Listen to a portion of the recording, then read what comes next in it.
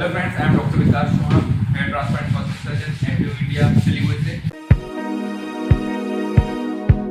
तो गाइस, आज फिर से मैं एक रिव्यू का वीडियो लेके आया हूँ सिलीगुड़ी में।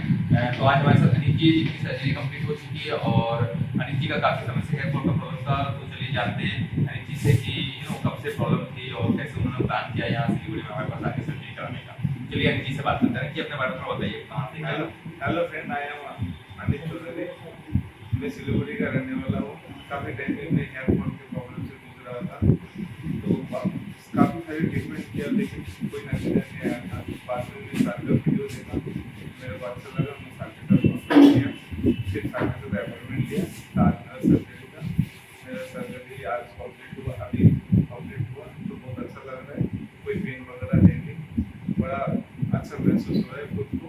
आप भी अगर बालनेस के समस्या से जूझ रहे हो तो प्लीज सर के साथ कॉन्टैक्ट करो, मैं आपको सेटिस्फाइड हूँ मेरे काम करने से।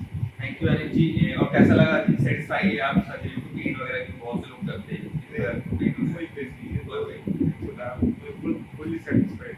Thank you so much Anit ji. आपकी कुछ कमेंट्स थे, आपसे करते आपका रिजल्ट बहुत अच्छा है क्योंकि आपने ट्रस्ट करके हम लोग के साथ आए।